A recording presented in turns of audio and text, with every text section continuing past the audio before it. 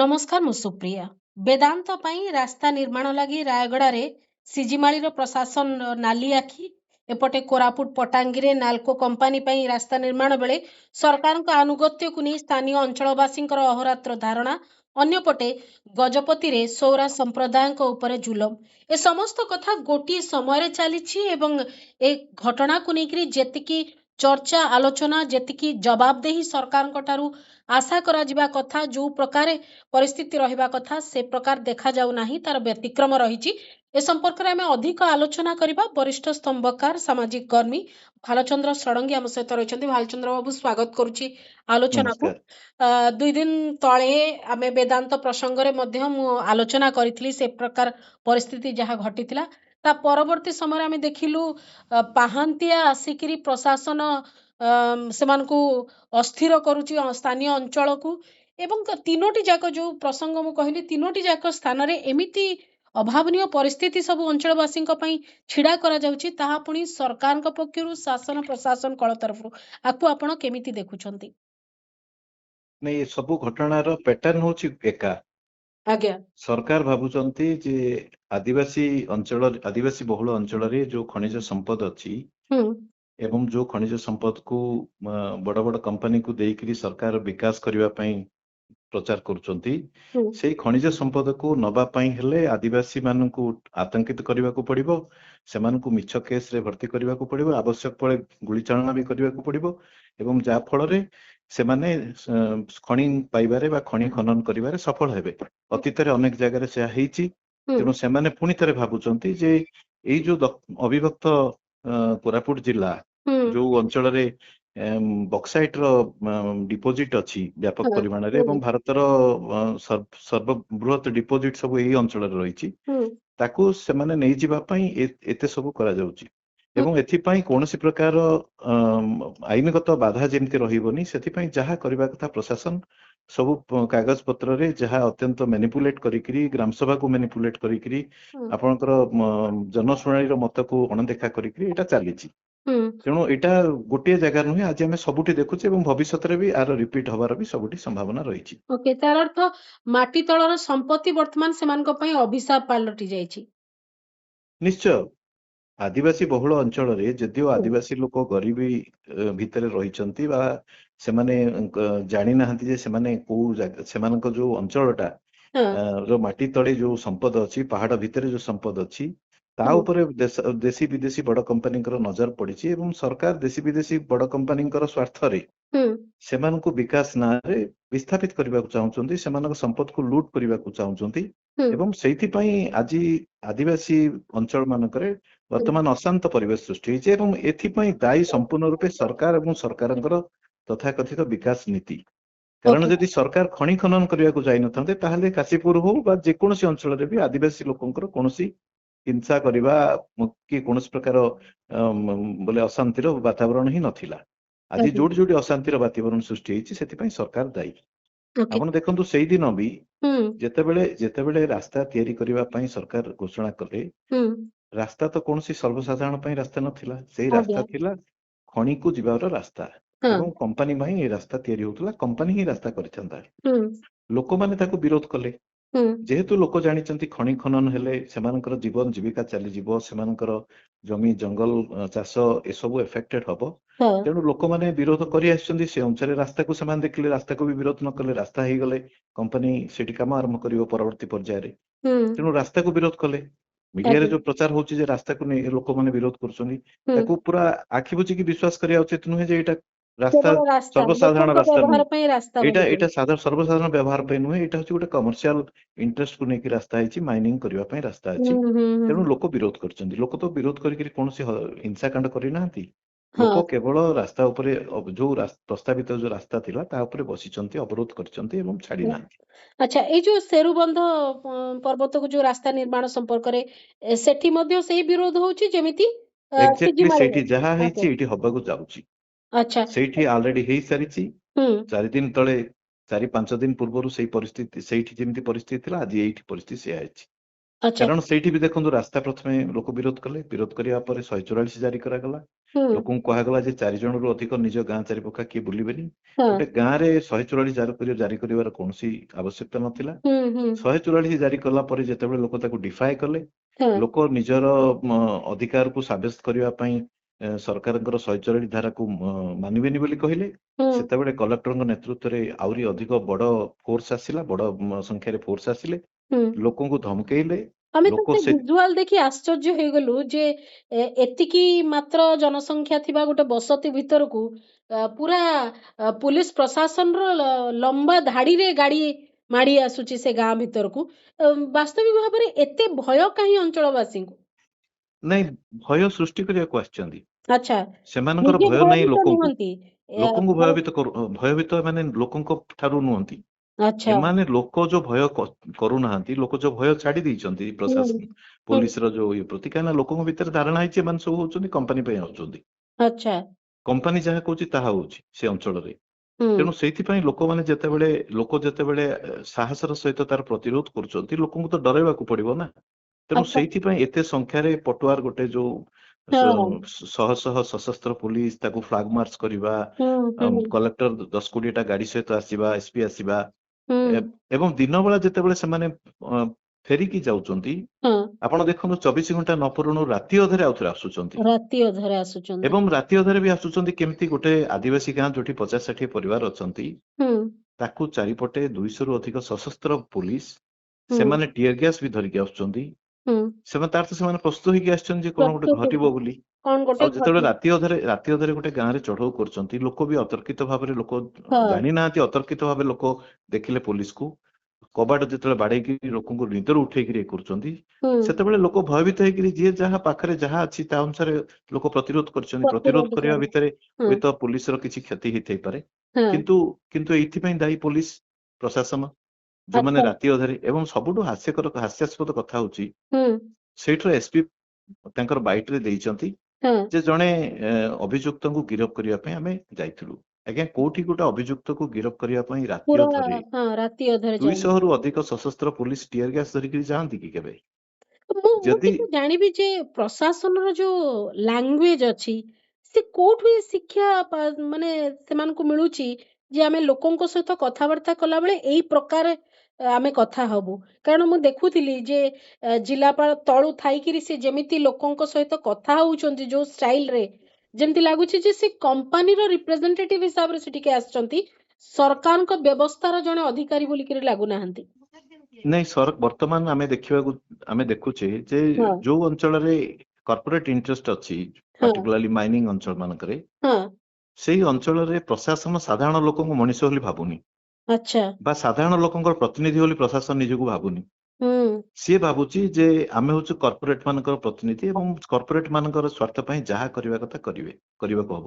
ହୁଁ ଆପଣ ସିଜିମାଳି କଥା ମୁଁ ଯାଉନି, ହୁଁ ଆପଣ କାଶୀପୁରର ଅନ୍ୟ ଅଞ୍ଚଳ ଯୋଉଠି ଅଲରେଡି ଫ୍ୟାକ୍ଟ୍ରି ହେଇସାରିଛି, ମାଇନିଂ ହଁ ହେଇସାରିଛି, ହଁ ଆପଣଙ୍କର ସେଇ ଅଞ୍ଚଳକୁ ଦେଖିବେ। ସେଇ ଅଞ୍ଚଳରେ ଗୋଟିଏ ଲୋକ ଅଭିଯୋଗ କଲା, ରାସ୍ତାକୁ ଆସିଲା, କି ଲୋକମାନେ, ମହିଳାମାନେ ରାସ୍ତାକୁ ଆସିଲେ, ହୁଁ କି କୌଣସି ଜାଗାରେ ଆବର୍ଜନା ପାଣି ଆସିଗଲା, ରେଡମଣ୍ଡ ପାଣି ଆସିଲା, କିମ୍ବା କମ୍ପାନୀର କୌଣସି ବେଆଇନ ଭାବରେ ରାସ୍ତା ତିଆରି କଲା ଲୋକଙ୍କର ଜମିରେ, ଯେତେ ହୁଁ ଅଭିଯୋଗ କରିବା ପାଇଁ ଲୋକ ଯିବେ, ହୁଁ ସଙ୍ଗେ ସଙ୍ଗେ ୱିଥିନ୍ ମିନିଟ୍ସ ପୋଲିସ ଆଜ୍ଞା। ଆସିଯିବ, ଉଠେଇକି ନବ, ଥାନାରେ ଡରେଇବ, ଏବଂ ଯଦି ଆପଣ ଶୁଣିବେନି ଆପଣଙ୍କ ନାଁରେ କେସ୍ ଫାଇଲ ହବ। ଆଚ୍ଛା। ଏଇଟା ହଉଛି ଆପଣ କମ୍ପାନୀ ଶାସନ ଭିତରେ ଅଛନ୍ତି ବୋଲି ଭାବିବେ, ଏମିତି ପରିସ୍ଥିତି। ତେଣୁ ଆଚ୍ଛା। ତେଣୁ ସ୍ୱାଭାବିକ ଭାବେ ଯେତେବେଳେ ପ୍ରଶାସନଟା ଭାବୁଛି ଯେ କର୍ପୋରେଟର ଇଣ୍ଟରେଷ୍ଟ ହଉଛି ସବୁଠୁ ବଡ, ହୁଁ ଏବଂ ତା ଉର୍ଦ୍ଧ୍ୱରେ ଲୋକଙ୍କର କୌଣସି ଇଏ ନାହିଁ, ସେତେବେଳେ ସାଧାରଣ ଲୋକଙ୍କୁ ସିଏ ଭାବୁଛି ଯେ ଏମାନେ ହଉଛନ୍ତି ଗୋଟେ ଗୋଟେ ପ୍ରତିବନ୍ଧକ, ତାଙ୍କୁ ହଟେଇବାକୁ ପଡିବ। ଆଚ୍ଛା। ତେଣୁ ସେଭଳି ଭାଷାରେ ସେମାନେ କଥା ହଉଛନ୍ତି, ଲୋକଙ୍କ ପ୍ରତି ସେମାନଙ୍କ ସମ୍ବେଦନଶୀଳତା ନାହିଁ। ଆଚ୍ଛା, ତାହେଲେ କାହିଁକି ସିଡ୍ୟୁଲ 5 ଏରିଆ ଚିହ୍ନଟ ହବ, ପେଶା ବୋଲି ଗୋଟେ ଆକ୍ଟ ରହିବ, ଫରେଷ୍ଟ ରାଇଟ୍ ଆକ୍ଟ କାହିଁ ରହିବ?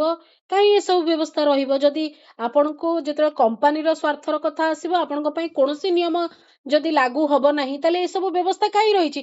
ଏଇ ଏରିଆ ଗୁଡିକ ପାଇଁ ତ ରହିଛି ନିର୍ଦ୍ଦିଷ୍ଟ ଭାବରେ। ତ ଏଇ ନାଇଁ, ଏରିଆର ଲୋକ ଯଦି ଦେଖନ୍ତୁ, ସେ ଆଇନର ଅଧିକାର ନ ପାଇବେ? ଗୋଟେ ହଉଛି ସାମ୍ବିଧାନିକ ଓ ଆଇନଗତ ଯୋଉ ବ୍ୟବସ୍ଥା ଅଛି, ହଁ ଯଦିଓ ସେଟା କାଗଜ କଲମରେ ଅଛି, କିନ୍ତୁ ତାକୁ କାର୍ଯ୍ୟକାରୀ ହବାରେ ବହୁତ ସମସ୍ୟା ରହିଛି, ଆମେ ଦେଖୁଛେ। ହଁ ଆପଣ ଦେଖନ୍ତୁ, ଫରେଷ୍ଟ ରାଇଟ୍ ଆକ୍ଟ ଅନୁସାରେ ଆଜ୍ଞା ଯେକୌଣସି ଜାଗାରେ ପ୍ରକଳ୍ପ ହେଲେ ପ୍ରଥମେ ହଉଛି ପଲ୍ଲୀ ସଭାର ବା ଗ୍ରାମ ସଭାର ଅନୁମତି ନେବା କଥା, ଯୋଉଟା ସୁପ୍ରିମକୋର୍ଟ ନିୟମଗିରିର ରାୟରେ ସ୍ପଷ୍ଟ କରିଥିଲେ ଏବଂ ତା ହଁ ପରବର୍ତ୍ତୀ ନିୟମଗିରିରେ କେମିତି ପଲ୍ଲୀ ସଭା ହେଲା, ଲୋକ ରାୟ ଦେଲେ ଆପଣ ଜାଣିଛନ୍ତି। ହୁଁ ହୁଁ ହୁଁ କିନ୍ତୁ ନିୟମଗିରି ପରେ ଆଉ ଗୋଟିଏ ଘଟଣା ଏମିତି ହେଲା କି କୋଉଠି ହୁଁ ହେଇନି। ହୁଁ ସୁପ୍ରିମକୋର୍ଟ କଣ ଜାଣିନାହାନ୍ତି, ଦେଶର ସର୍ବୋଚ୍ଚ ନ୍ୟାୟାଳୟ ଜାଣିଛି, ନିଜର ରାୟକୁ ତାକୁ ବି କାର୍ଯ୍ୟକାରୀ ହଉନି ବୋଲି କୋର୍ଟ ବି ଜାଣିଛନ୍ତି। ହୁଁ କିନ୍ତୁ ସରକାର ମାନେ ତ ସ୍ୱାଭାବିକ ଭାବେ କର୍ପୋରେଟ ସିଧାସଳଖ କର୍ପୋରେଟ ଇଣ୍ଟରେଷ୍ଟ ଦୃଷ୍ଟିରୁ ସେମାନେ କରୁଛନ୍ତି, ଆକୁ ଡିଫାଏ କରୁଛନ୍ତି। ହୁଁ କିନ୍ତୁ କାଗଜ କଲମ ଯୋଉଠି ଆପଣ ଦେଖିବେ ଯାହା ବି ସେମାନଙ୍କର ବାଧ୍ୟବାଧକତା ଅଛି, ଆଇନଗତ ବାଧ୍ୟବାଧକତା କରିବାକୁ, ତାକୁ ବି ସେମାନେ ମ୍ୟାନିପୁଲେଟ କରୁଛନ୍ତି। ହୁଁ ହୁଁ ହୁଁ ଆପଣ ସବୁଠି ସେୟା ଦେଖିବେ।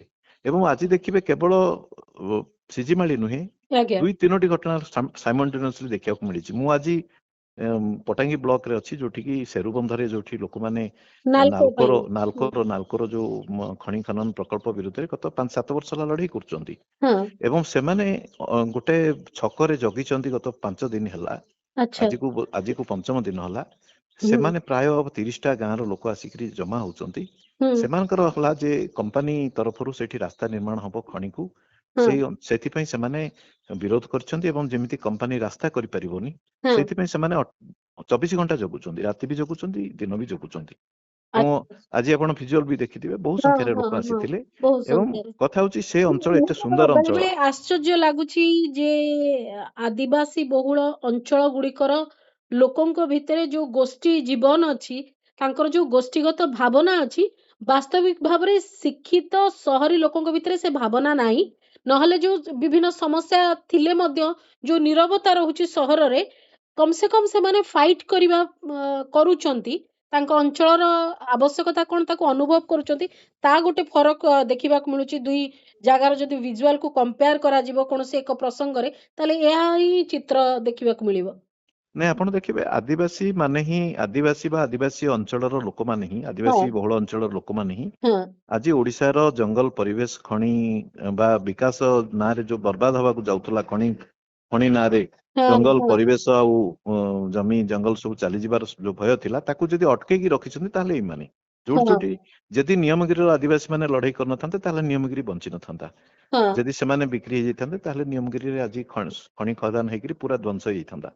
ଆଚ୍ଛା ସେମିତି ଆପଣ ଯୋଉଠି ଯୋଉଠି ବି ଲଢେଇ କରୁଛନ୍ତି, ହୁଁ ଆଦିବାସୀ ମାନେ ସର୍ବାଗ୍ରରେ ଏଇ ଲଢେଇରେ ଅଛନ୍ତି।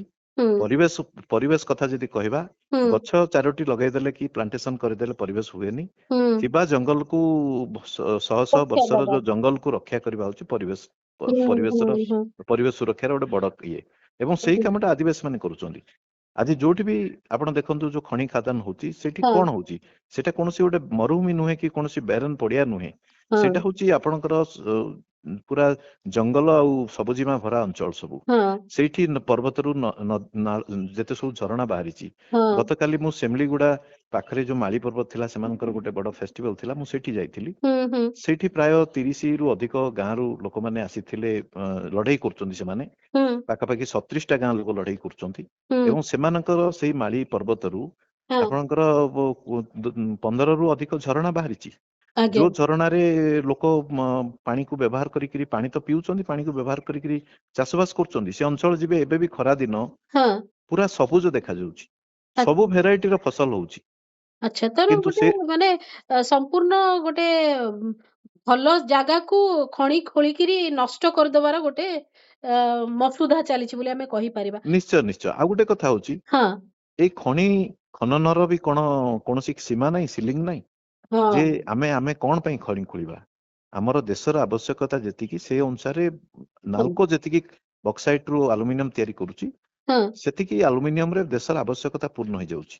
ଆଜ୍ଞା ତାପରେ ବି ଆହୁରି ବକ୍ସାଇଟ ମାଇନିଂ କରିବାର କଣ ଆବଶ୍ୟକତା? ଆମେ ବିଶ୍ୱ ବଜାରକୁ ଯୋଗେଇବା ପାଇଁ ଆମର ଖଣିଜ ସମ୍ପଦ ଏବଂ ସେ ଖଣିଜ ସମ୍ପଦ ଉପରେ ଆମର ଭବିଷ୍ୟତ ବଂଶଧରର ଯୋଉ ଅଧିକାର ଅଛି, ହଁ ତାକୁ ଆମେ ନଷ୍ଟ କରୁଛେ। ଗୋଟିଏ ପିଢିରେ ନଷ୍ଟ ହବାର ଏସବୁ ନୁହେଁ, ହଁ ଏସବୁ ହଜାର ହଜାର ବର୍ଷର ପ୍ରାକୃତିକ ପ୍ରକ୍ରିୟା ଭିତରେ ଦେଇକରି ଖଣି ତିଆରି ହେଇଛି।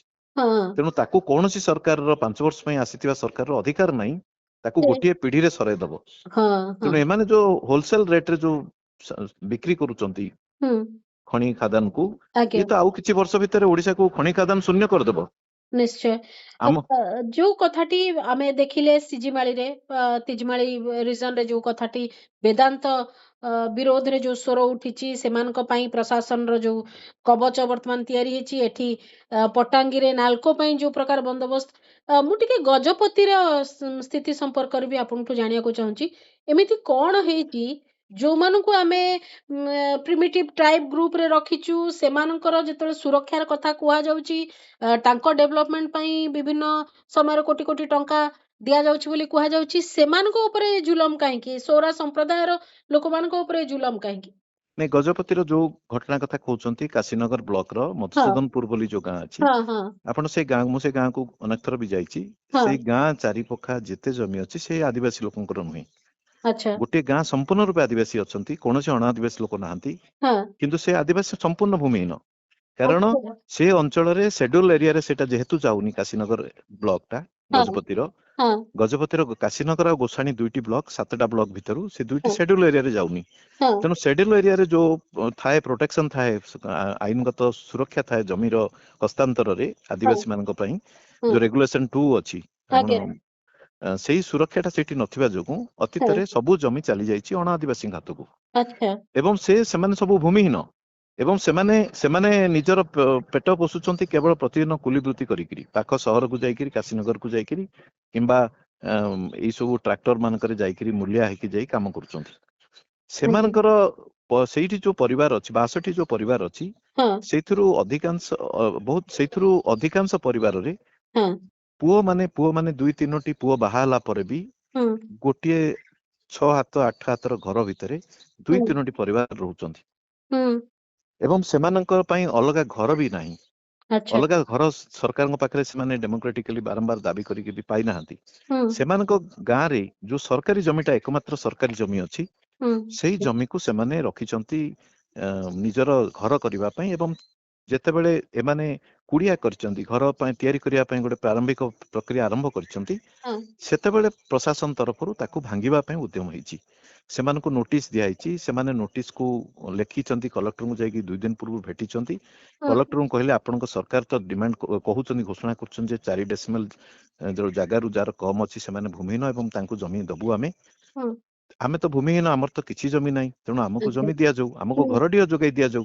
ହଁ କଲେକ୍ଟରଙ୍କୁ କହିବା ପରେ କଲେକ୍ଟର ପ୍ରଥମେ ତମକୁ ଦିଆଯିବ, ତାପରେ ଦେଖିବା ଏକଥା, ତାପରେ ସେଇ ଜମି କଥା ଦେଖିବା, ଏକଥା କହିଛନ୍ତି। ଆଜ୍ଞା। କହିବା ପରେ ଯେତେବେଳେ 2 ଦିନ ପରେ ଯେତେବେଳେ ପୋଲିସ ଆଉ ବୁଲଡୋଜର ଧରିକି ଆସୁଛନ୍ତି, ହୁଁ ପୋଲିସ ଆଉ ସବ କଲେକ୍ଟର, ତହସିଲଦାର ଏତେ ସଂଖ୍ୟାରେ ପୋଲିସ ନେଇକି ଆସୁଛନ୍ତି, ସେଠି ମହିଳାମାନେ, ଲୋକମାନେ ପ୍ରତିବାଦ କରିଛନ୍ତି ଯେ କଲେକ୍ଟର ଆମକୁ କହିଲେ ଦେବି ବୋଲି, ସରକାର ଘୋଷଣା କରୁଛି 4 ଡେସିମେଲ ଜମି ଦେବି ବୋଲି, ହଁ ଆପଣ ମାନେ ଆମର ଥିବା ଜମିକୁ ନେଇଯାଉଛନ୍ତି। ଆମ ପାଖରେ ଯଦି ଏଇ ଜମି ଆପଣ ମାନେ ଆମଠୁ ଛଡେଇ ନେବେ, ହୁଁ ତାକୁ ଅନ୍ୟ କୌଣସି ବିକାଶ କାମରେ ଲଗେଇବେ ବୋଲି ଯଦି କହୁଛନ୍ତି, ତାହେଲେ ଆମେ ଘର କେମିତି କରିବୁ, ଆମର ପରିବାର ମାନେ କେମିତି ରହିବେ ଏଇଠି, ଏଇ କଥା ସେମାନେ ପ୍ରଶ୍ନ କରିଛନ୍ତି। ଏଥିରେ ଉତ୍ତ୍ୟକ୍ତ ହେଇକି ସେମାନେ ଜବରଦସ୍ତ ଯେତେବେଳେ କରିଛନ୍ତି, ପ୍ରତିରୋଧ ହେଇଛି, ଜଣେ ମହିଳାଙ୍କୁ ନିର୍ମମ ଭାବରେ ଲାଠିରେ ପିଟିଛନ୍ତି। ହଁ ଏବଂ ଯେତେବେଳେ ସେ ରକ୍ତାକ୍ତ ହେଇକି ତଳେ ପଡିଗଲେ, ହଁ। ସେତେବେଳେ ସେମାନେ ଟିକେ ପଛଘୁଞ୍ଚା ଦେଇଛନ୍ତି ପୋଲିସ ବାଲା।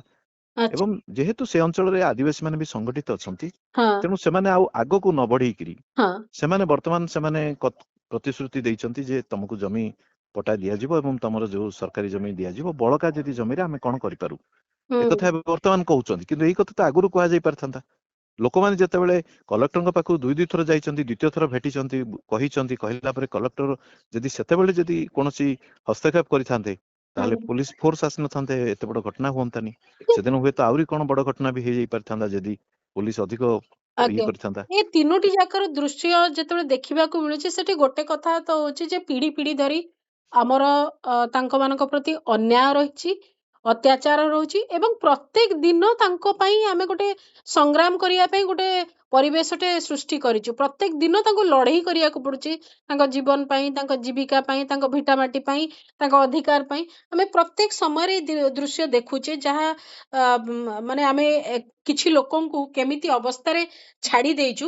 ଆଉ ଯଦି ବା କେହି ତାଙ୍କ ପାଇଁ ଯାଇକିରି ଛିଡା ହଉଛି, ସେଠି ଗୋଟେ ପ୍ରଶ୍ନ ଆସୁଛି ଯେ ବାହାରର ଲୋକ ଆସି ତାଙ୍କୁ ଉତ୍ତେଜିତ କରୁଛନ୍ତି, ତାଙ୍କ ମନରେ ଭୁଲ ଧାରଣା ସୃଷ୍ଟି କରୁଛନ୍ତି, ସେଥିପାଇଁ ସେମାନେ ପ୍ରଶାସନର ବିରୋଧରେ ଛିଡା ହଉଛନ୍ତି। ଏଇ ଯୋଉ ଅଭିଯୋଗ ଗୁଡିକ बहुत समय आसुची आपण माने मध्य जेतोळे जाउतिबे ए अभियोग को प्रशासन आडू मध्य आपण सुनिया को पाउतिबे कोन रखिबे से संपर्क रे प्रतिक्रिया ନାଇଁ ପ୍ରଥମ କଥା ଆପଣ ଯୋଉ କଥା କହିଲେ ଏଇ କଥା ଆଜି ବି ଗୋଟେ ଆଦିବାସୀ ଲୋକ ମତେ ପଚାରିଲେ ସିଧା ହଁ ଯେ ଆଜ୍ଞା ଆମର ବହୁତ କାମଧାମ ଅଛି ଯେହେତୁ ଏ ଅଞ୍ଚଳରେ ଫସଲ ହଉଛି 2-3ଟି ଫସଲ ଆମେ ବର୍ଷରେ ହଁ କରୁ ସେମାନେ ସେ ତେଣୁ କାମ ଆମକୁ କରିବେ ନା ଏ ଆମକୁ କାମ ଫୁର୍ସତ କରିବେ ନାହିଁ ହଁ ଆମେ ସବୁ ଛାଡିକିରି ଆସିକିରି ଏଠି ଜଗୁଛୁ ହଁ ଏମିତି କେତେ ଦିନ ଜଗିବୁ ସତ କଥା ଆମକୁ ସଂଘର୍ଷ ଭିତରେ ରହିବାକୁ ପଡୁଛି ଆମେ ଯେତେ ଦିନ ହେଲା ଫ୍ୟାକ୍ଟ୍ରି ଏଇ ଖଣି ହବ ବୋଲି ହଁ ଯେବେଠୁ ଆମକୁ ଜଣା ପଡିଲା ମାନେ ତାଙ୍କରି ସେବେଠୁ ଆମେ ମାନଙ୍କର ଯେମିତି ପ୍ରତି ମୁହୂର୍ତ୍ତରେ ଆମ ଦାୟିତ୍ୱ ଭିତରେ ଗୋଟେ ଆତଙ୍କ ସୃଷ୍ଟି ହେଇକି ରହିଛି ଆମେ ହଁ ଭୟଭୀତ ହେଇକି ରହିଛୁ ଯେ କେତେବେଳେ ପୋଲିସ ଆସିବ କେତେବେଳେ ଆମକୁ ଖଣି ଖୋଳିବା ପାଇଁ କମ୍ପାନୀ ବାଲା ଆସିବେ କରିବେ ହଁ ତେଣୁ ଏଇଟା ସତ କଥା ଆପଣ ଯୋଉଟା କହୁଛନ୍ତି ଆଜିର ଦିନରେ ଓଡିଶାର ଆଦିବାସୀ ମାନେ ଜଣେ ଆଦିବାସୀ ମୁଖ୍ୟମନ୍ତ୍ରୀ ଏବଂ ଦେଶର ବି ଜଣେ ଆଦିବାସୀ ରାଷ୍ଟ୍ର ମୁଖ୍ୟ ରାଷ୍ଟ୍ରପତି ଅଛନ୍ତି ହଁ ତା ସତ୍ତ୍ୱେ ବି ସୁରକ୍ଷିତ ନୁହନ୍ତି ଆତଙ୍କିତ ଅବସ୍ଥାରେ ଅଛନ୍ତି ଯଦି ଆପଣ ସବୁଦିନ ଆମେ ଗୋଟେ କିଛି ଲୋକଙ୍କୁ ଛାଡି ଦଉଛୁ ତମର ଦାୟିତ୍ୱ ହଉଛି ତମେ ତମ ପାହାଡ ପର୍ବତ ଖଣି କଥା ବୁଝ ଆମେ ଏପଟେ ଆରାମରେ ରହୁଛୁ ଏଇ ଯୋଉ ଆଜ୍ଞା ଆଜ୍ଞା ପରିସ୍ଥିତିଟା ଆଜ୍ଞା ଯଦି ଆପଣ ସିଙ୍ଗଲ ହ୍ୟାଣ୍ଡେଡଲି କହିବେ ଯେ କୌଣସି ଗୋଟିଏ କମ୍ୟୁନିଟି ଆଜି ଆତଙ୍କିତ ହେଇକି ଅଛି ସେ ହଉଛି ଆଦିବାସୀ କମ୍ୟୁନିଟି ଏକ୍ସାକ୍ଟଲି ଆପଣ ଆମେ ଲାଞ୍ଜିବର୍ଣ୍ଣାରେ ବି ଦେଖିଲେ ହଁ ଆମେ ମାଲକାନଗିରିରେ ବି ଦେଖୁଛେ ହଁ ଆମେ ରାୟଗଡାରେ ଦେଖୁଛେ କୋରାପୁଟରେ ଦେଖୁଛେ ହଁ ଯୋଉଠି ସମ୍ପତ୍ତି ଅଛି ସେଠି ଆଦିବାସୀ ଅଞ୍ଚଳରେ ହିଁ ସମ୍ପତ୍ତି ଅଛି ଖଣିଜ ହଁ ସମ୍ପତ୍ତି ହଁ ଏବଂ ସେଇଠି କମ୍ପାନୀ ମାନେ ଆସୁଛନ୍ତି ଏବଂ କମ୍ପାନୀ ମାନଙ୍କ ପାଇଁ ଯେତେବେଳେ କମ୍ପାନୀ ଆଉ ସାଧାରଣ ଆଦିବାସୀ କଥା ଆସୁଛି ସେତେବେଳେ ପ୍ରଶାସନ କି ପୋଲିସ ବା ରାଷ୍ଟ୍ର କମ୍ପାନୀ ସହିତ ସିଧାସଳଖ ଠିଆ ହଉଛି ହୁଁ ତେଣୁ ସ୍ୱାଭାବିକ ଭାବେ ଜଣେ ଦୁର୍ବଳ ଲୋକ ଯିଏ ସଂଗଠିତ ନୁହେଁ ଦୁର୍ବଳ ଏବଂ ତାର ରାଜନୈତିକ ଶକ୍ତି ବି ସେତେ ହଁ ବଡ ନୁହେଁ ତେଣୁ ହଁ ସେଭଳି ପରିସ୍ଥିତିରେ ଅତ୍ୟନ୍ତ ଅସହାୟ ଭିତରେ ଆଦିବାସୀ ମାନେ ଅଛନ୍ତି ଏବଂ ଆତଙ୍କିତ ଅବସ୍ଥାରେ ଅଛନ୍ତି ଛୁଆ ପିଲା ଆଉ ପୁରା ଯୋଉ ପରିବାର ତାଙ୍କୁ ମୁହାଁମୁହିଁ ହବାକୁ ପଡୁଛି ସ୍ତ୍ରୀ ନିଶ୍ଚୟ ନିଶ୍ଚୟ ଲୋକମାନଙ୍କୁ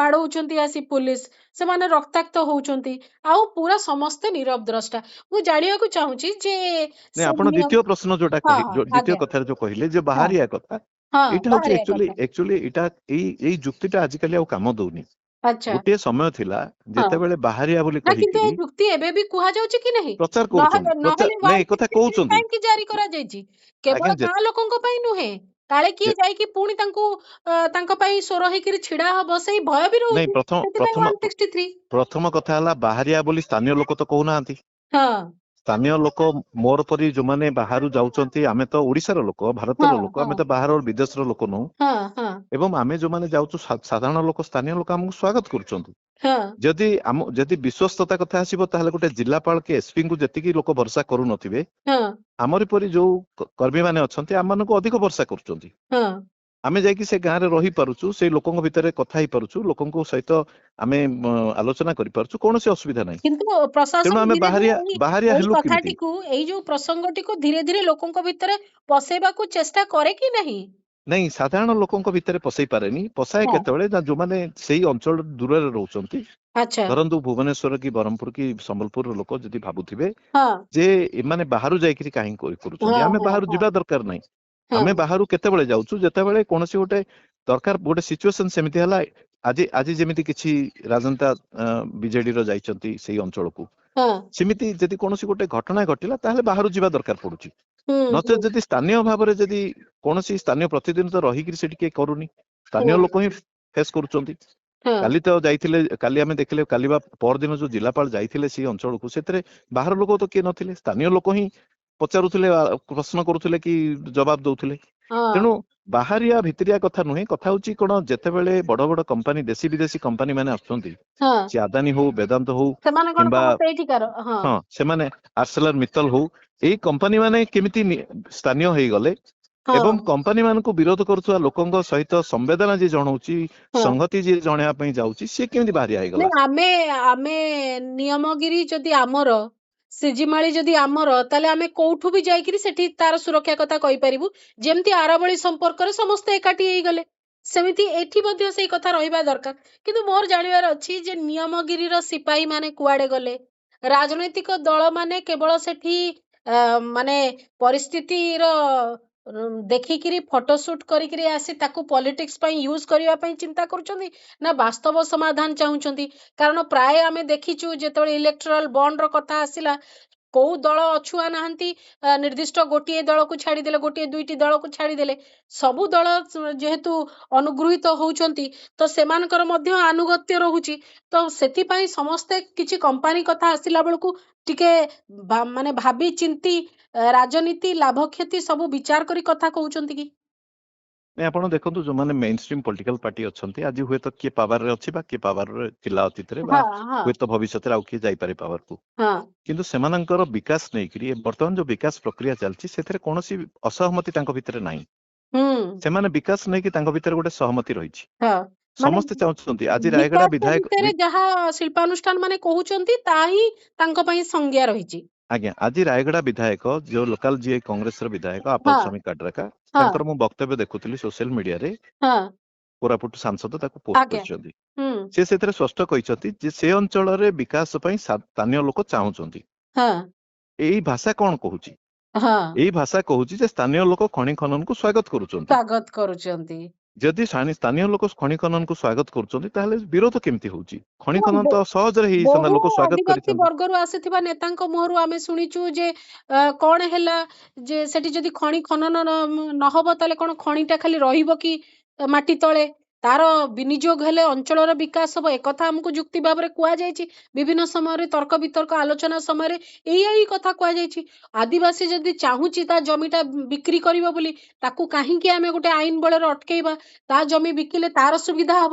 ଏଇ ପ୍ରକାର ଯୁକ୍ତି ସେଇ ସମ୍ପ୍ରଦାୟ ଭିତରୁ ଯେତେବେଳେ ଆସେ ସେଟା ବେଶୀ ଚିନ୍ତାର ନାଇଁ ବିଷୟ ସେଇ ହେଇଯାଏ। ସେଇ ସମ୍ପ୍ରଦାୟର ଯୋଉମାନେ ଏଲିଟ୍ ଅଛନ୍ତି, ସେଇ ହଁ ସମ୍ପ୍ରଦାୟର ଯୋଉମାନେ କ୍ଷମତାରେ ରହିଛନ୍ତି, ରାଜନୈତିକ ଶାସକ ଶ୍ରେଣୀର ରାଜନୀତି କରୁଛନ୍ତି, ସେମାନଙ୍କ ମନରୁ ଆସେ। ସାଧାରଣ ଆଦିବାସୀ ଟା ହଁ କୁହେନି କେବେ। ହୁଁ ସାଧାରଣ ଯିଏ ଆଦିବାସୀ ସିଏ କେବେ କହେନି ଏମିତି। ନାଇଁ ମୁଁ କହୁଛି ଯୋଉମାନେ ଜନପ୍ରତିନିଧି ହଁ ହେଇସାରିଛନ୍ତି ଜନପ୍ରତିନିଧି ସେମାନଙ୍କ କଥା। ହେଇଛନ୍ତି। ଆଉ ହୁଁ ଯୋଉ ଜନପ୍ରତିନିଧି ମାନଙ୍କ କଥା କହୁଛନ୍ତି ଆଦିବାସୀ ବର୍ଗର ବି, ହଁ ଆପଣ ଦେଖନ୍ତୁ କଳିଙ୍ଗନଗର ଘଟଣା ହେଲା, କେତେ ଜଣ ଆଦିବାସୀ ଏକ୍ଜାକ୍ଟଲି। ଜନପ୍ରତିନିଧି ମତେ ତ ପ୍ରତିକ୍ରିୟା ବର୍ତ୍ତମାନ ପ୍ରକାଶ କଲେ। ପରିସ୍ଥିତି ସେଇ କଳିଙ୍ଗ ନଗରର ଆଉ ଗୋଟେ ଅଧ୍ୟାୟ ଭଳି ଲାଗୁଛି। ନିଶ୍ଚୟ ନିଶ୍ଚୟ। ତେଣୁ ଗୋଟିଏ କଥା ହେଲା, ରାଜନୈତିକ ବିଶେଷ କରି ଯୋଉମାନେ ମେନ୍ ଷ୍ଟ୍ରିମ୍ ପଲିଟିକାଲ ପାର୍ଟି ଅଛନ୍ତି, ହଁ ସେମାନଙ୍କର ବିକାଶ ନେଇକରି ଗୋଟେ ସହମତି ଅଛି ସେମାନଙ୍କ ଭିତରେ। ହଁ ସେମାନେ ବିକାଶକୁ ବିରୋଧ କରୁନାହାନ୍ତି। ହଁ ହୁଏତ ସେମାନେ ବିକାଶ ନାଁରେ ଯଦି ବିରୋଧୀ ଦଳରେ ଅଛନ୍ତି, ତାହେଲେ ବିକାଶ ନେଇକି ଯଦି କିଛି ଘଟଣା ହେଲା, କିଛି ରିପ୍ରେସନ ହେଲା, ପୋଲିସର ଏକ୍ସେସେସ୍ ହେଲା, ହୁଁ ତାହେଲେ ହୁଏତ ଲୋକଙ୍କର ସିମ୍ପାଥି ନେବା ପାଇଁ ସେମାନେ ପକ୍ଷ ନେଇପାରନ୍ତି କିଛି ସମୟ ପାଇଁ। ହୁଁ ଆଜି ହୁଁ ଯେମିତି ବିଜେଡି ନଉଛି ବା ଏବେ ହଁ ଯେମିତି ହଁ କଂଗ୍ରେସ ହଁ ହୁଏତ କୋଉଠି ନଉଛି, ହଁ ବିଜେଡି ବି ନଉଛି। ବିଜେଡି ଯିଏ ବିଜେଡି ଯିଏ ସେ ଷ୍ଟାଣ୍ଡ ନବ ତା ଆଡକୁ ଚାରିଟା ଆଙ୍ଗୁଠି ଅଛି, ସେଥିପାଇଁ ସେମାନେ ଭାବି ସେମାନେ ଚିନ୍ତିକିରି ସେମାନେ ହଁ ସେମାନେ ଏଇଥିପାଇଁ ସେମାନଙ୍କ ଗୋଟେ ବାଧ୍ୟବାଧକତା ଅଛି, ଯେହେତୁ ହଁ ଏଇ ସବୁ ପାର୍ଟି ମାନେ କର୍ପୋରେଟ ଫଣ୍ଡରେ ଚାଲନ୍ତି ହଁ ଏବଂ ସେମାନଙ୍କର ଟୋଟାଲ ଇଲେକ୍ଟ୍ରାଲ ପଲିଟିକ୍ସ ଟା କର୍ପୋରେଟ ଫଣ୍ଡ ବିନା ଚାଲିବନି। ହଁ ତେଣୁ ସେଥିପାଇଁ ସେମାନେ ତାଙ୍କ ଉପରେ ନିର୍ଭରଶୀଳ। ହୁଁ ତେଣୁ ଆଜିର ଦିନରେ ସେମାନେ ଦେଖୁଛନ୍ତି ଜନସାଧାରଣଙ୍କର ସମର୍ଥନ ଅପେକ୍ଷା କର୍ପୋରେଟ ଫଣ୍ଡ ଟା ହଉଛି ଅଧିକ ଜରୁରୀ, କାହିଁକି ନା ହୁଁ ସେଇଟା ଥିଲେ ଭୋଟରେ ଜିତି ହବ। ହୁଁ ତେଣୁ ଯେତେ ଅଧିକରୁ ଅଧିକ ପଇସାର କାରବାର, ଅର୍ଥ କାରବାର ହଉଛି ନିର୍ବାଚନରେ, ହଁ ଏଭଳି ଯୁକ୍ତି ଅଧିକ ଶକ୍ତିଶାଳୀ ହଉଛି ଆଜ୍ଞା। ଆମେ ରାଜନୈତିକ। ବହୁତ ସମୟରେ ଏଇ ପ୍ରସଙ୍ଗ ମାନଙ୍କରେ ଚର୍ଚ୍ଚା କଲା ବେଳେ ଆମେ ବହୁତ ସମୟରେ ଏ ଭିତରେ ଆଦିବାସୀ ସମ୍ପ୍ରଦାୟରୁ ଆସିଥିବା ମୁଖ୍ୟମନ୍ତ୍ରୀଙ୍କ କଥା କହୁଛୁ, ସେଇ ବର୍ଗରୁ ପ୍ରତିନିଧିତ୍ୱ କରୁଥିବା ରାଷ୍ଟ୍ର ମୁଖ୍ୟଙ୍କ କଥା କହୁଛୁ, କିନ୍ତୁ ଜଣଙ୍କୁ ଆମେ ବହୁତ ରିହାତି ଦେଇଛୁ, ତାଙ୍କ ସମ୍ପର୍କରେ ଆମେ ବିଲକୁଲ ଚର୍ଚ୍ଚା କରୁନୁ। ଆଉ ସିଏ ବି ବଡ ଚୁପଚାପରେ ନୀରବରେ ରହୁଛନ୍ତି। ଯେଡେ ବଡ ବଡ ଘଟଣା ଘଟିଗଲେ ମଧ୍ୟ ସେ ପିକ୍ଚରରେ କୋଉଠି ନାହାନ୍ତି। ସିଏ ହଉଛନ୍ତି ଆମ ଦେଶର ଆଦିବାସୀ କଲ୍ୟାଣ ମନ୍ତ୍ରୀ ଜୁଏଲ ଓରାମ, ଯିଏ ବର୍ଷ ବର୍ଷ ଧରି ସେ ପଦବୀରେ ରହିଛନ୍ତି। କିନ୍ତୁ ସେ ପଦବୀ ଦ୍ଵାରା ସେ ସମ୍ପ୍ରଦାୟର, ସେ ବର୍ଗର ଉନ୍ନତି ପାଇଁ, ତାଙ୍କ ସ୍ୱର ହବା ପାଇଁ କେବେ ବି ମୁଁ ସେ ସ୍ୱର ଶୁଣୁନାହିଁ। ତାହା ମତେ ବହୁତ ସମୟରେ ମୋ ମନକୁ ସେ ପ୍ରଶ୍ନ ଆସେ। ମୁଁ ସେ ପ୍ରସଙ୍ଗ ଆପଣଙ୍କ ଆଗରେ ବି ରଖିବାକୁ ଚାହୁଁଛି। ନାଇଁ ଆପଣ ଦେଖନ୍ତୁ, ଜୁଏଲ ଓରାମ ଆଦିବାସୀ କଲ୍ୟାଣ ବିଭାଗର ମନ୍ତ୍ରୀ ହେଇଛନ୍ତି, ଅତୀତରେ ହେଇଥିଲେ, ଏବେ ବି ହେଇଛନ୍ତି, ହଁ ଏବଂ ଏପରିକି ବୋଧହୁଏ ବାଜପେୟୀଙ୍କ ସରକାର ସମୟରେ ବି ହେଇଥିଲେ। ହଁ ତେଣୁ ଏତେ ଦିନ ଧରିକିରି ଆଦିବାସୀ ବିଭାଗର ଦାୟିତ୍ୱ ନବାରେ ସିଏ ବୋଧେ ପ୍ରଥମ ଭାରତୀୟ ହେବେ ହଁ ହଁ ଆଦିବାସୀ ସମ୍ପ୍ରଦାୟରୁ। ହୁଁ କିନ୍ତୁ ଦୁଃଖର କଥା, ତାଙ୍କ ମନ୍ତ୍ରଣାଳୟ କଣ ଆଦିବାସୀ ମାନଙ୍କ ବିକାଶ ପାଇଁ କରିଛି, ହଁ ଆମେ ଆଦିବାସୀ ମାନଙ୍କ ସମସ୍ୟା ନେଇକିରି ଏତେ ସମ୍ବେଦନଶୀଳ ଥିବା ସତ୍ତ୍ୱେ ଆମେ ଜାଣିପାରୁନୁ ଯେ ତାଙ୍କ ବିଭାଗର କଣ ଭୂମିକା ରହିଆସିଛି। ହଁ ଏପରିକି ତାଙ୍କର ସମୟରେ ହୁଁ ଆପଣ ଦେଖନ୍ତୁ, ଫରେଷ୍ଟ ରାଇଟ ଆକ୍ଟ କୁ ଦୁର୍ବଳ କରିବା ପାଇଁ ଲଗାତାର ଉଦ୍ୟମ ହେଇଛି ଏବଂ ସଫଳ ବି ହେଇଛି ସରକାର। ହଁ ହୁଁ ଯୋଉ ଆଦିବାସୀ ମନ୍ତ୍ରଣାଳୟ ଆଦିବାସୀ ମାନଙ୍କ ସ୍ୱାର୍ଥରେ, ଆଦିବାସୀ ମାନଙ୍କ ସ୍ୱାର୍ଥ ରକ୍ଷା କରିବା ପାଇଁ ଫରେଷ୍ଟ ରାଇଟ ଆକ୍ଟ କୁ ହୁଁ ଶକ୍ତିଶାଳୀ କରିବା ପାଇଁ ଚେଷ୍ଟା କରିବା ବଦଳରେ ହୁଁ ତାକୁ ଦୁର୍ବଳ କରିବା ପାଇଁ ଚେଷ୍ଟା କରାହେଇଛି। ଆପଣଙ୍କର ଫରେଷ୍ଟ କନଜରଭେସନ ଆକ୍ଟ ଯୋଉ 1980 ଥିଲା, ତାକୁ 2022 ମସିହାରେ ଯୋଉଟା କି ସଂଶୋଧନ କଲେ, ହଁ ଏବଂ ସେଇ ସଂଶୋଧନ ଫଳରେ ଭାରତର ପାଖାପାଖି 20 ଭାଗ ଫରେଷ୍ଟ, ଡିମ୍ଡ ଫରେଷ୍ଟ ବୋଲି ଯୋଉଟା କୁହାଯାଉଛି, ହୁଁ ହୁଁ ହୁଁ ତାକୁ କନଜରଭେସନ ରୁଲ ବାହାରକୁ ନିଆ ହେଇଗଲା। ହୁଁ ଏଇଥିପାଇଁ ଯେ କନଜରଭେସନ ରୁଲ ରହିଲେ ବହୁତ ସମସ୍ୟା ହଉଛି ମିଳିବାରେ, ପରମିଶନ ମିଳିବାରେ, ବିଭିନ୍ନ ପ୍ରକାର ଆଇନଗତ ହୁଁ ହୁଁ ପ୍ରକ୍ରିୟା ରହିଛି, ଲମ୍ବା ହଉଛି। ହୁଁ ତେଣୁ ସେଥିପାଇଁ କନଜରଭେସନ ରୁଲ ବାହାର କରିଦେଲେ ସରକାର ମାନେ ଆରାମରେ ଦେଇ ପାରିବେ ଫରେଷ୍ଟ କ୍ଲିୟରେନ୍ସ। ହୁଁ ସେଥିପାଇଁ ଜନଶୁଣାଣି ବି ଦରକାର ପଡିବନି, ହୁଁ ଲୋକଙ୍କର ମତ ନବା ବି ଦରକାର ପଡିବନି। ହୁଁ ତେଣୁ ଭାରତର 20 ଭାଗ ଜଙ୍ଗଲକୁ ଫରେଷ୍ଟ କନଜରଭେସନ ଆକ୍ଟ ରୁ ବାହାରକୁ ନିଆ ହେଇଗଲା। ସେତେବେଳେ ତ ଜଙ୍ଗଲ ବିଭାଗ ବା ସରି ଆଦିବାସୀ ବ୍ୟାପାର ମନ୍ତ୍ରଣାଳୟ କିଛି କହିଲାନି, ହୁଁ ଯଦିଓ ସର୍ବାଧିକ କ୍ଷତି ଆଦିବାସୀ ମାନଙ୍କର ହେଲା। ହଁ ତେଣୁ ମତେ ଲାଗୁଛି ଆଦିବାସୀ କଲ୍ୟାଣ ବିଭାଗ ଯୋଉ ଅଛି କେବଳ ଆଦିବାସୀଙ୍କ ନାଁରେ କିଛି ପଇସା ଆସୁଛି ତାକୁ ଖର୍ଚ୍ଚ କରୁଛନ୍ତି, ହଁ ସେଇଥିରେ ସେମାନେ ସୀମିତ ରହିଛନ୍ତି। ସିନା ଆଦିବାସୀଙ୍କର ଆଇନଗତ ଅଧିକାର, ସାମ୍ବିଧାନିକ ଅଧିକାର ତାକୁ ହଁ ରକ୍ଷା କରିବା ଏବଂ ଆଦିବାସୀ ମାନଙ୍କ ଉପରେ ଦମନ କି ଜୁଲୁମ ହେଲେ ସ୍ୱର ଉତ୍ତୋଳନ କରିବା କି ପ୍ରୋଆକ୍ଟିଭ ରୋଲ ନବା, ହୁଁ। ଏଇ କଥା ଆମେ ଦେଖିବାକୁ ପାଉନି। ଏବଂ ଆପଣ ଆପଣ କେବେ ମନରେ ଭାବିଥିଲେ ଯେ ଯେତେବେଳେ ରାଷ୍ଟ୍ର ମୁଖ୍ୟ ଏବଂ ରାଜ୍ୟ ମୁଖ୍ୟ ଆଦିବାସୀ ହେଇ ସାରିଲା ପରେ ଏଇ ଚିତ୍ର ପୁଣି ଦେଖିବାକୁ ମିଳିବ, ସେ ଭାବନା ଆପଣଙ୍କ ମନକୁ କେବେ ଆସିଥିଲା? ନାଇଁ, ମୁଁ ତ କେବେ ମୋର ଇଲ୍ୟୁଜନ ନଥିଲା, କାରଣ ସେମାନେ ଯୋଉମାନେ ତାଙ୍କୁ ବାଛିଛନ୍ତି ବା ସିଲେକ୍ଟ କରିଛନ୍ତି ସେମାନଙ୍କର ରାଜନୈତିକ ସ୍ୱାର୍ଥ ରହିଥିଲା। ହଁ ଯେହେତୁ ସେମାନେ ଆଦିବାସୀ ମାନଙ୍କର ବୋଲେ ଭୋଟ ବା ଆଦିବାସୀ ମାନଙ୍କର ଦରଦୀ ବୋଲି ନିଜକୁ ଦେଖେଇବା ପାଇଁ ଚାହୁଁଥିଲେ, ହଁ। ତେଣୁ ସେମାନେ ତାକୁ ଗୋଟେ କାର୍ଡ ହିସାବରେ ଖେଳିଲେ। ନାଇଁ ଯେ ଦୂରରୁ ଥାଇକି ଯୋଉମାନେ ରାଜନୀତି ଖେଳିଲେ ତାଙ୍କ କଥା ତ ଆପଣ ଯାହା କହିଲେ ମୁଁ ବି ସେଥିରେ ସ୍ପଷ୍ଟତା ଅଛି, ମୋର କୌଣସି ମାନେ ଦ୍ୱନ୍ଦ ନାହିଁ ତାକୁ ନେଇକିରି। କିନ୍ତୁ ଯୋଉମାନେ ନିକଟରେ ଅଛନ୍ତି, ଯୋଉମାନେ ତାଙ୍କୁ ପୁଣି ମୁହଁ ଦେଖେଇବେ, ଯୋଉମାନେ ପୁଣି ପଦବୀ ଶେଷ ହେଇ ସାରିଲା ପରେ ପଦବୀର ଟର୍ମ ସରିଗଲା ପରେ ପୁଣି ତାଙ୍କରି ମଝିରେ ଆସି ରହିବେ, ସେମାନଙ୍କର ଦାୟିତ୍ୱବୋଧତା ବିଷୟରେ ମୁଁ ପଚାରୁଛି।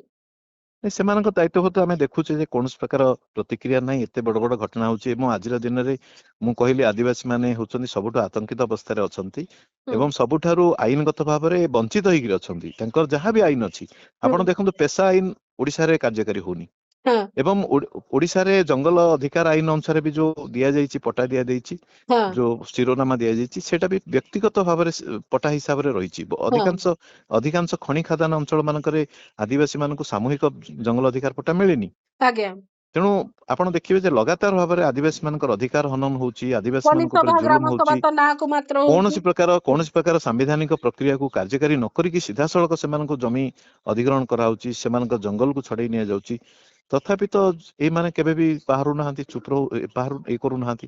ବୋଧହୁଏ ହୁଁ ବୋଧହୁଏ ସେୟା ବି ହେଇଥାଇପାରେ ଯେ ଆଦିବାସୀ ମାନଙ୍କର ଯୋଉ ହଁ ରାଜନୈତିକ ଶକ୍ତି ହଁ ଯୋଉ ପରିମାଣରେ ଶକ୍ତିଶାଳୀ ହବା କଥା, ଯୋଉଟା ଝାଡଖଣ୍ଡରେ ଆମେ ଦେଖିବାକୁ ପାଉଛେ, ଆଚ୍ଛା। କମ ସେ କମ ସେଇଟା ଓଡିଶାରେ ନାହିଁ। ମାନେ ଓଡିଶାର ଭୋଟର ଓଡିଶାର ସ୍ଥିତି ବଦଳେଇ ଦେଇ ପାରିଲା ଭଳିଆ ଯୋଉ କାଟତି ଦରକାର। ସେଇ କନସିୟସନେସ୍ ଏପର୍ଯ୍ୟନ୍ତ ଆସିନି। ମୁଁ ପାର୍ଟି କଥା କହୁନି, ହଁ ଟ୍ରାଇବାଲ କନସିୟସନେସ୍ ସେଇ ପ୍ରକାର ଆସିନି, ହଁ ମୁଁ ରାଜନୈତିକ ଏଇ ସଚେତନତା ଯୋଉ ଆସିନି। କଥାଟି ଆପଣ କହିଲେ ଯୋଉ ସଚେତନତାର କଥା, ହୁଁ ଯୋଉଦିନ ମୁଁ ଆଲୋଚନା କରିଥିଲି ସିଜିମାଳି ପ୍ରସଙ୍ଗରେ, ତା ପରଦିନ ସକାଳୁ ମୁଁ ଯେହେତୁ ମୋ ସହିତ ଅନୁଭୂତି ମୁଁ ଆପଣଙ୍କ ସହିତ ସେୟାର କରୁଛି, ତା ପରଦିନ ଜଣେ ଏକ୍ସ ଏମଏଲଏ ଯିଏ ଟ୍ରାଇବାଲ କମ୍ୟୁନିଟିର, ସିଏ ଫୋନ କଲେ।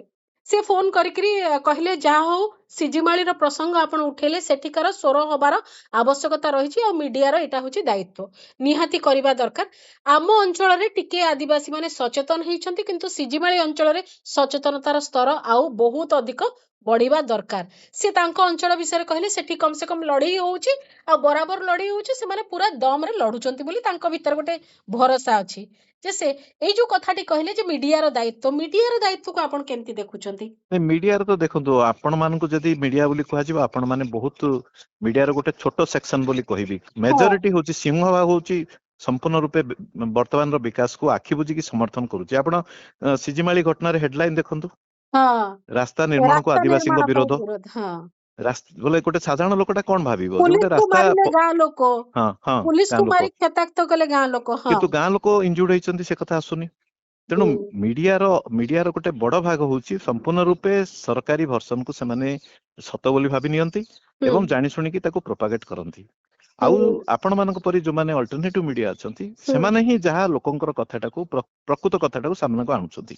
ହୁଁ ତେଣୁ ମିଡିଆଠୁ ଅଧିକ ଆଶା କରିବାଟା ବୋଲେ ବର୍ତ୍ତମାନ ବୋକାମି ହବ ଆଜିର ହୁଁ ସ୍ଥିତିରେ। ହୁଁ କିନ୍ତୁ ଆପଣ ଦେଖିବେ ମିଡିଆର କଥା ନୁହେଁ, କଥା ହଉଛି ଆଦିବାସୀ ଲୋକଙ୍କର ଯୋଉ କନସିୟସନେସ୍ ଲେଭେଲ କଥା କହୁଛି। ହଁ ଆମେ କିନ୍ତୁ ଦେଖୁଛେ ଲୋକ ଲଢେଇ କରୁଛନ୍ତି ସତ, ହଁ କିନ୍ତୁ ନିର୍ବାଚନ ବେଳେ ଲୋକଙ୍କ ଯୋଉ ପ୍ରକାର କନସିୟସନେସ୍ ରହିବା କଥା ହଁ ହଁ ମେନ୍ ଷ୍ଟ୍ରିମ୍ ପାର୍ଟି ମାନଙ୍କ ପ୍ରତି, ଆଚ୍ଛା ସେ କନସିୟସନେସ୍ ରହୁନି। ସେଇଟା ରହୁନାହିଁ। ହଉଛି ଗୋଟେ ଆନ୍ଦୋଳନର ଦୁର୍ବଳତା। ଆମେ ଦେଖୁଛେ କଳିଙ୍ଗନଗରରେ ଏତେ ବଡ ଘଟଣା ହୁଁ ଘଟିଲା, ତାପରେ କିନ୍ତୁ ଶାସନର ଏପଟ ସେପଟ ହେଇପାରିଲା ନାହିଁ। ହେଇପାରିଲାନି। ହଁ କଳିଙ୍ଗନଗର ଅଞ୍ଚଳରେ ବି ରାଜନୈତିକ ପରିସ୍ଥିତିରେ ମାନେ କିଛି ବିଶେଷ ପରିବର୍ତ୍ତନ ସେ ହେଲାନି। ଅଞ୍ଚଳର ସେ ସମସ୍ୟା କହିଲା ନାହିଁ ଯେ ଆଜ୍ଞା ଏଇଆ କରିଥିଲ ବୋଲି ତମକୁ ଏଇଆ ଭୋଗିବାକୁ ପଡିଲା। ସେ ଆଜ୍ଞା ବାର୍ତ୍ତା ଆଜ୍ଞା। ଗଲା ନାହିଁ ଶାସନରେ ତେଣୁ ବସିଥିବା ଏଇ ସବୁ ଲୋକଙ୍କ ଯୋଉ ପାଇଁ। ଯେତେ ବିସ୍ଥାପନ ବିରୋଧୀ ଲଢେଇ ହଉଛି ଏଇଟା ହଉଛି ହଁ ବହୁତ ଲୋକାଲାଇଜ୍ଡ ହେଇକି ରହିଯାଉଛି। ଆଚ୍ଛା ଆର ରାଜ୍ୟର ରାଜନୈତିକ ଏଜେଣ୍ଡାକୁ ଚେଞ୍ଜ କରିବାରେ ଗୋଟେ ଭୂମିକା ଏପର୍ଯ୍ୟନ୍ତ ରହିନି। ମୁଁ ହୁଁ ଆଶାବାଦୀ ଅଛି ଯେ ରହିବନି ବୋଲି ମୁଁ କହୁନି, ହଁ କିନ୍ତୁ ବର୍ତ୍ତମାନ ସେଇ ସ୍ଥିତିକୁ ଆସିନି। ଯଦି ଓଡିଶାରେ ଦେଖନ୍ତୁ, ଓଡିଶାର ପ୍ରାୟ 1/4 ହଉଛନ୍ତି ଆଦିବାସୀ। ହଁ ଯଦି ଆଦିବାସୀ ମାନେ ସଚେତନ ହେବେ, ହୁଁ ସେ ଭିତରୁ ଅଧିକାଂଶ ଆଦିବାସୀ ଯଦି ସଚେତନ ହେବେ ରାଜନୈତିକ ଭାବରେ ହଁ ଏବଂ ସେମାନଙ୍କର ଶତ୍ରୁ କିଏ ମିତ୍ର କିଏ ସେମାନେ ସ୍ଥିର କରିବେ, ହୁଁ ତାହେଲେ ଓଡିଶାରେ ରାଜନୈତିକ ସମୀକରଣ ବି ବଦଳିଯିବ। ଆଜ୍ଞା ସିଟ୍ ଆଉ ଏମିତି ରିଜର୍ଭେସନ ଏମିତି ବଳରେ ସମ୍ବେଦନହୀନ ହବା ପାଇଁ କୌଣସି ସରକାର ସାହସ କରିବନି। ଆଜ୍ଞା ସିଟ୍ ଆଜି ରିଜର୍ଭେସନ ବଳରେ ଯୋଉମାନେ ବି ଜନପ୍ରତିନିଧି ହେଇଛନ୍ତି ସେମାନେ ମଧ୍ୟ ସେ ସ୍ଥାନ ପାଇ ସାରିଲା ପରେ ଆଉ ତାଙ୍କର ଦାୟିତ୍ୱବୋଧତା ରହୁନାହିଁ। ସେଇଟା ଆଉ ଗୋଟିଏ ସମସ୍ୟା ହେଇଛି। ନିଶ୍ଚୟ ନିଶ୍ଚୟ ସେଇଟା ହଉଛି ଗୋଟେ ପ୍ରତିନିଧିତ୍ୱ ମିଳୁଛି କିନ୍ତୁ ସେ ପ୍ରତିନିଧିତ୍ୱ ତାଙ୍କ କାମରେ ଲାଗୁନାହିଁ। ସେ ଆଜ୍ଞା। ବର୍ଗର ବିକାଶର କାମରେ ଲାଗୁନି। ମୁଁ ଶେଷ ପ୍ରତିକ୍ରିୟା ଲାଷ୍ଟ ଲାଇନ ଆପଣ କଣ କହିବାକୁ ଚାହିଁବେ? ନାଇଁ ଦେଖନ୍ତୁ, ଯୋଉ ପ୍ରକାର ଓଡିଶାରେ ଆଦିବାସୀ ମାନଙ୍କ ଉପରେ ଲଗାତାର ଭାବରେ ସେମାନଙ୍କ ଅଧିକାର ଉପରେ ଆକ୍ରମଣ ହଉଛି, ଏଇଟା ଆମ ସମସ୍ତଙ୍କ ପାଇଁ ଗୋଟେ ଚିନ୍ତାର ବିଷୟ। ହୁଁ ଏବଂ ଏଇଟା କଥା ହଉଛି, ଆମେ ମେନ୍ ଷ୍ଟ୍ରିମ୍ ପଲିଟିକାଲ ପାର୍ଟି ମାନେ ସେମାନଙ୍କର ରାଜନୈତିକ ସ୍ୱାର୍ଥ ଅନୁସାରେ ସେମାନେ ଭିନ୍ନ ଭିନ୍ନ କଥା କୁହନ୍ତି, ତାଙ୍କ ଉପରେ ଅଧିକ ଭରସା ନାହିଁ। ହୁଁ କିନ୍ତୁ କମ ସେ କମ ଯୋଉମାନେ ସଚେତନ ଅଛନ୍ତି ଆଦିବାସୀ ମାନଙ୍କ ଇସ୍ୟୁ ପ୍ରତି ବା ଓଡିଶାର ଭବିଷ୍ୟତ ପାଇଁ ଯୋଉମାନେ ସମ୍ବେଦନଶୀଳ ଅଛନ୍ତି, ହଁ ଚିନ୍ତା କରୁଛନ୍ତି, ସେମାନଙ୍କଠୁ ଆଶା କରିବା କଥା ଯେ ଏଇ ଲଢେଇ କେବଳ ଆଦିବାସୀ ମାନଙ୍କର ନୁହେଁ। ଯଦି ହଁ ଓଡିଶାର ଆଦିବାସୀ ମାନେ ଲଢେଇ କରିବେନି, ତାହେଲେ ଓଡିଶା ମରୁଭୂମିରେ ପାଲଟିଯିବ। ନିଶ୍ଚୟ ତେଣୁ ଏଇ ଯୋଉ ବିକାଶ ନେଇକିରି ଯୋଉ ଅଭିଯାନ ଚାଲିଛି, ବିକାଶ ନାଁରେ ଆଜି ବି ମୁଖ୍ୟମନ୍ତ୍ରୀ ଘୋଷଣା କରିଛନ୍ତି, ଖବର କାଗଜରେ ବାହାରିଛି ହଁ ଯେ ଦ୍ୱିତୀୟ ଶିଳ୍ପ ବିପ୍ଳବ ଓଡିଶାରେ ହବାକୁ ଯାଉଛି। ହଁ ପ୍ରଥମ ଶିଳ୍ପ ବିପ୍ଳବରେ ତ ଆମେ ଦେଖୁଛେ ଅବସ୍ଥା କଣ, ଦ୍ୱିତୀୟ ଶିଳ୍ପ ବିପ୍ଳବ ଯୋଉ ହବ ତାର ତ ଆଦାନୀଙ୍କର ବିପ୍ଳବ ହବ। ହୁଁ ଆଦାନୀଙ୍କ ପୁଅ ଆସିଛନ୍ତି ବି ବୋଧେ, ଆଜି ନା କାଲି ଆସିଛନ୍ତି ହୁଁ ବୋଧେ। ହୁଁ ହୁଁ ହୁଁ ଏବଂ ସେଇ ଶିଳ୍ପ ବିପ୍ଳବ ତା ତ ଓଡିଶାରେ ଆଉ ଯାହା ଖଣି ଖାଦାନ ଅଛି ସେ ଗୋଟିଏ ଦୁଇଟି କମ୍ପାନୀଙ୍କୁ ଦେଇଦେବେ। ହୁଁ ସେଥିପାଇଁ ଯାହା ରାସ୍ତା କରାଯାଉଛି, ଆପଣ ଦେଖନ୍ତୁ ଗୋଟେ ବିରାଟ ଇକୋନୋମିକ କରିଡର ପାଖାପାଖି 1 କିଲୋମିଟର ଓସାରର ଏବଂ 285 କିଲୋମିଟର ଲମ୍ବାର ହୁଁ ଆପଣ ଗୋପାଳପୁର ଟୁ ଜୟପୁର ତିଆରି ହେବାକୁ ଆଜ୍ଞା ଯାଉଛି। ହୁଁ ସେଟା କେବଳ ଆଦାନୀଙ୍କ ପାଇଁ। ହଁ ଆଦାନୀଙ୍କର ବା ମିନେରାଲ ରିସୋର୍ସକୁ ଗୋପାଳପୁର ପୋର୍ଟକୁ ଆଣିକି ବିଦେଶକୁ ପଠେଇବା ପାଇଁ ସେଇଟା ଉଦ୍ଦିଷ୍ଟ। ଏବଂ ଆଜ୍ଞା ସେଥିପାଇଁ ଆପଣ ଦେଖନ୍ତୁ, ଓଡିଶାର ଘଞ୍ଚ ଜଙ୍ଗଲ ଦେଇକି ସେ କରିଡର ଯିବ, ହଁ ଟନେଲ ହେଇକି ଯିବ, ଅତି ସିଧା ଯିବା ପାଇଁ, କମ ରାସ୍ତା ଦୂରତା ପାଇଁ। ହଁ ଏବଂ ଯାହା ଫଳରେ କେତେ ବଡ ପରିବେଶ ପ୍ରତି କ୍ଷତି ହବ, ଜଙ୍ଗଲ ପାଇଁ କ୍ଷତି ହବ। ହଁ କେବଳ ଆଦିବାସୀର ଭିଟାମାଟି ଚାଲି ଯାଉନି, ସେଥିପାଇଁ ଲଢେଇ ହଉନି। ଆଦିବାସୀ ହୁଏତ ଏଇଟା ସତ, ମୁଁ କହିବିନି ଯେ ବୋଧେ ଅତିଶୟୋକ୍ତି ହବ କହିଲେ ଯେ ହୁଁ ଆଦିବାସୀ ମାନେ ପରିବେଶ ପାଇଁ ଲଢେଇ କରୁଛନ୍ତି। ହଁ ସେମାନେ ଲଢେଇ କରୁଛନ୍ତି ତାଙ୍କର ଭିଟାମାଟି ପାଇଁ। ହଁ ତାଙ୍କର ଜଙ୍ଗଲ ଜମି ଉପରେ ଯେହେତୁ ସେମାନେ ବଞ୍ଚୁଛନ୍ତି, ସେଥିପାଇଁ ତାଙ୍କର ପ୍ରାଥମିକତା ହଉଛି ସେଇଟା। ହୁଁ କିନ୍ତୁ ଅଜାଣତରେ ମଧ୍ୟ କି ଇନଡାଇରେକ୍ଟଲି ହଁ ସେମାନେ ଯୋଉ ଲଢେଇ କରୁଛନ୍ତି, ସେ ଲଢେଇ ଓଡିଶାର ପରିବେଶକୁ ରକ୍ଷା କରିବାର ଲଢେଇ। ପରିବେଶକୁ ରକ୍ଷା କରୁଛି। ଏବଂ ସେଇ ଲଢେଇକୁ ଯଦି ଦମନ ହେଲା ବେଳେ, ନିର୍ମମ ଭାବରେ ଦମନ ହେଲା ବେଳେ ଆମେ ଚୁପ ରହିବା, ହଁ ତାହେଲେ ସ୍ୱାଭାବିକ ଭାବରେ ଓଡିଶାର ଜଙ୍ଗଲ, ପାହାଡ ଆଉ ଝରଣା ଏସବୁ ରହିବନି, ଇଏ ମରୁଭୂମିରେ ପାଲଟିଯିବ। ଏବଂ ତେଣୁ କୌଣସି ଏକ ରାଜ୍ୟ ବିକଶିତ ରାଜ୍ୟ ହବା ପାଇଁ ଯୋଉମାନେ ସ୍ୱପ୍ନ ଦେଖୁଛନ୍ତି ବା କୌଣସି ପରିକଳ୍ପନା ରଖିଛନ୍ତି, ସେଠି ଯଦି ପରିବେଶ ପ୍ରତ୍ୟେକ ଦିନ ଏଇଭଳିଆ ଭାବରେ ପରିବେଶ ଉପରେ ଅତ୍ୟାଚାର ହବ ଏବଂ ଯଦି ପ୍ରତି 4 ଜଣରୁ ଜଣେ ବୋଲାଉଥିବା ଆଦିବାସୀ ସମ୍ପ୍ରଦାୟ ଯଦି ସବୁଦିନ ଏମିତି ଲଢେଇ କରୁଥିବ ତାର ଜୀବନ ଜୀବିକା ପାଇଁ, ଭିଟାମାଟି ପାଇଁ, ତାହେଲେ ଇଏ ବିକଶିତ କେବେ ଯାହାକୁ କୁହନ୍ତି ଇନକ୍ଲୁସିଭ ଯୋଉ ଡେଭଲପମେଣ୍ଟର କଥା କୁହାଯାଉଛି, ତାହା କେବେ ସମ୍ଭବ ହବନି, ସ୍ୱପ୍ନ ଆକାରରେ ହିଁ ରହିବ ବୋଧହୁଏ। ନିଶ୍ଚୟ ନିଶ୍ଚୟ। ବହୁତ ବହୁତ ଧନ୍ୟବାଦ। ଅତ୍ୟନ୍ତ ଗୁରୁତ୍ୱପୂର୍ଣ୍ଣ ପ୍ରସଙ୍ଗ ଏବଂ ଆପଣ ଯେହେତୁ ସ୍ଥାନୀୟ ଅଞ୍ଚଳକୁ ଯାଇଛନ୍ତି, ଦେଖିଛନ୍ତି ପରିସ୍ଥିତିକୁ, ଆପଣ ଅନୁଭବ କରୁଛନ୍ତି ଲୋକଙ୍କର ଯୋଉ ସମସ୍ୟା ଗୁଡ଼ିକ ରହିଛି, ସଂଘର୍ଷ ରହିଛି, ସେଥିପାଇଁ ମୁଁ ଆପଣଙ୍କ ସହିତ ଏ ସମ୍ପର୍କରେ ଚର୍ଚ୍ଚା କରୁଥିଲି। ବହୁତ ବହୁତ ଧନ୍ୟବାଦ।